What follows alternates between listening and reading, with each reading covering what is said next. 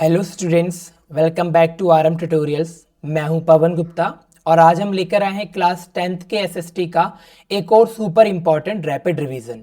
आज का हमारा टॉपिक है the rise of nationalism and urban transformation, यानी राष्ट्रवाद का उदय और शहरी परिवर्तन। स्टूडेंट्स, ये चैप्टर सिर्फ हिस्ट्री नहीं बल्कि ये बताता है कि आइडियाज, मूवमेंट्स और सिटीज कैसे मिलकर एक नेशन की पहचान बनते हैं। हम देखेंगे कि नेशनलिज्म कैसे धीरे धीरे लोगों के दिलों में जगा, फ्रीडम मूवमेंट्स ने सोसाइटी को कैसे बदला और अर्बन ट्रांसफॉर्मेशन ने सिटीज, कल्चर और लाइफस्टाइल को कैसे नया रूप दिया। एग्जाम के पॉइंट ऑफ व्यू से चैप्टर बहुत ज़्यादा इंपॉर्टेंट है। हर साल सीबीएसई बोर्ड में इससे रिलेटेड 1, 2, 3 डायरेक्ट क्वेश्चन देखने को मिलते हैं, सर्च एंड रीजन हो चाहे शॉर्ट आंसर टाइप क्वेश्चन हो। तो अगर आप रिवीजन जल्दी करना चाहते हैं, कॉन्सेप्ट क्लियर करना चाहते हैं या एग्जाम से पहले लास्ट मिनट बूस्ट चाहते हो तो ये वीडियो आपके लिए काफ़ी इंपॉर्टेंट होगा। तो अगले 10 मिनट में हम इस चैप्टर को पूरा कंप्लीट करते हैं। सो स्टार्ट करते हैं students. The rise of nationalism and urban transformation, an exploration of how the French Revolution sparked the idea of nation state and how the Industrial Revolution reshaped the social and urban landscape। तो यहाँ पर बता रहे student कि French revolution ने कैसे Europe में एक स्पार्क किया, मतलब एक आग लगाई, चिंगारी, जिसमें नेशन स्टेट बनने स्टार्ट हुए, डेमोक्रेटिक स्टेट बनने स्टार्ट हुए, क्योंकि इससे पहले ज़्यादातर यूरोपियन कंट्रीज में डिक्टेटरशिप चला करता था। और वहाँ पर कैसे इंडस्ट्रियल रेवोल्यूशन ने उसको रिशेप किया, वहाँ की सोसाइटी को, सोशल एंड अर्बन लैंडस्केप्स को। तो देखते हैं इसे। द स्पार्क ऑफ 1789 यानी फ्रेंच रेवोल्यूशन।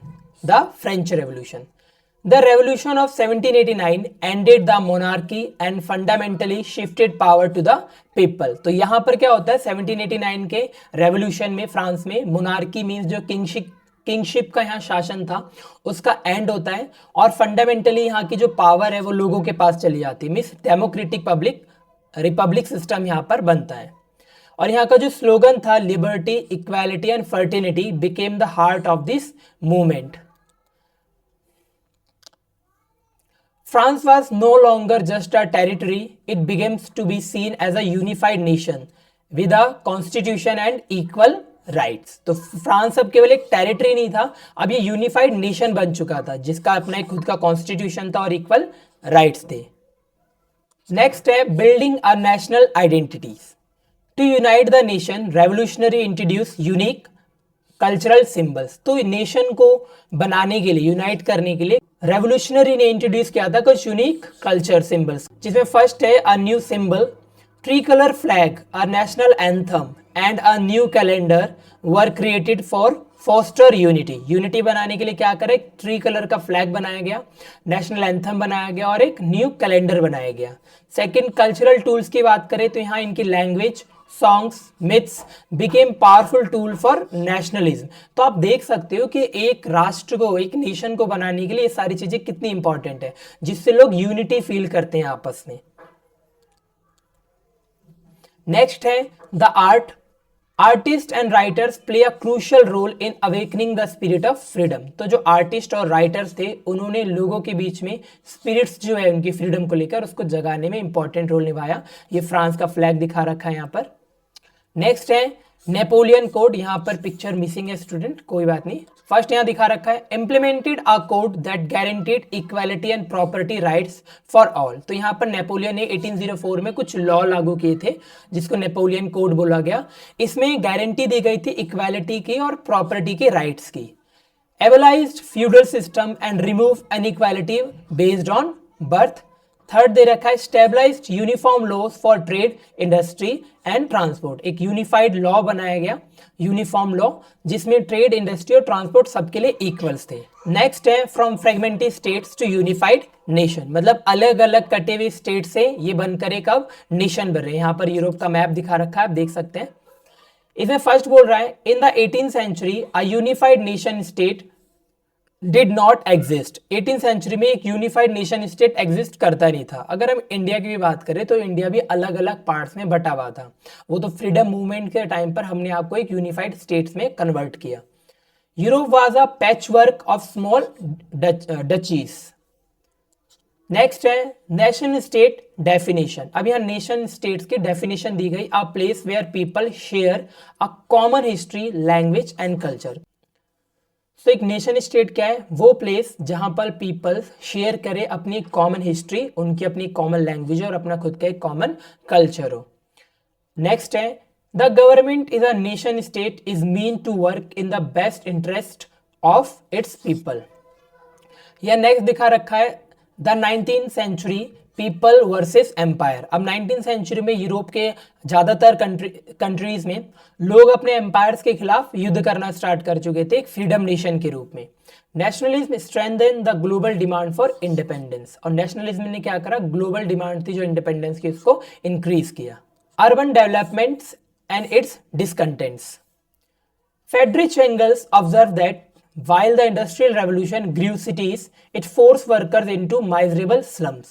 तो फ्रेडरिक एंगल्स उन्होंने ऑब्जर्व किया कि इंडस्ट्रियल रेवोल्यूशन के आने से जैसे जैसे शहर बनते जा रहे थे, सिटीज, वैसे वैसे लोग जो है मजबूर होते जा रहे थे माइजरेबल कंडीशन में, स्लम्स में रहने के लिए, झुग्गी झोपड़ियों में। In Manchester, a massive gap existed.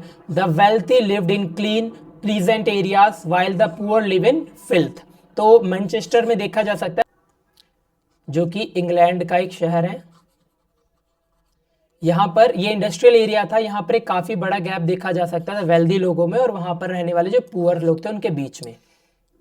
The crisis of industrial cities, diseases, dirts and over crowding. तो इंडस्ट्रियल रेवोल्यूशन होने की वजह से लोग जो झुग्गी झोपड़ियों में रह रहे थे उसके कारण एक प्रकार का क्राइसिस आ गया था जिसमें डिजीज फैलने लगा था, डर्ट और ओवर क्राउडिंग की वजह से। इसमें फर्स्ट बोल रहे हैं worker settlements were dirty and lacked clean water, health facilities and proper sanitation. तो जो वर्कर्स के सेटलमेंट थे, रहने के इलाके, वो काफ़ी ज़्यादा डर्टी थे, क्लीन वाटर का यहाँ पर कमी था, हेल्थ फैसिलिटीज़ नहीं थी और प्रॉपर सैनिटेशन, साफ सफाई की भी सुविधा नहीं थी यहाँ पर। नेक्स्ट है disease and deaths were common consequences of these living condition. तो इन लिविंग कंडीशन में रहने की वजह से बीमारियां फैलती और लोगों की अक्सर डेथ हो जाती। Rapidly increasing population led to severe housing shortage in major cities. जनसंख्या के काफी तेज बढ़ने के कारण हाउसिंग प्रॉब्लम हो गई थी यहाँ के शहरों में। नेक्स्ट है colonialism and divided cities. In colonial India cities were strictly divided based on race and class। तो ब्रिटिशों ने या यूरोपियंस लोग जहां जहां पर भी गए, जिन जिन कंट्रीज को अपना कॉलोनी बनाया, वहां पर इन्होंने डिवाइड कर रखा था शहरों को रेस और क्लास के बेस्ड पे। जैसे यहाँ सिविल लाइंस और इंडियन क्वार्टर्स दिखा रखा है। सिविल लाइंस की अगर बात करें, for British and high ranking officials के लिए था सस्पिशियस एंड क्लीन, स्पेशियस था, काफी स्पेस था और काफी क्लीन था। वही इंडियन क्वार्टर्स की बात करें तो ओवर क्राउडेड था, इम्प्रोवाइज्ड थे और एंड ऑफ्टन लेकिंग सैनिटेशन, और सैनिटेशन की अक्सर यहाँ पर प्रॉब्लम हुआ करती थी। नेक्स्ट हम बात करें द कॉल फॉर रिफॉर्म, सुधार के लिए आवाज उठाई गई लोगों के द्वारा। The combination of dirt, disease and housing shortages made urban unbearable, leading to demand for municipal reform. साफ सफाई को लेकर रिफॉर्म्स की बात करी गई।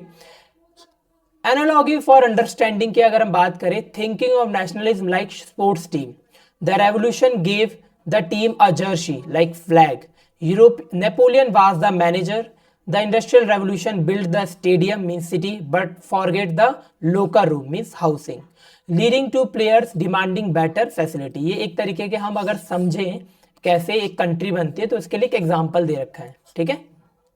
तो इस चैप्टर को हम यहीं पे स्टूडेंट द एंड करते हैं। आई होप इससे आपको काफ़ी हेल्प मिली होगी। Thanks for watching my videos.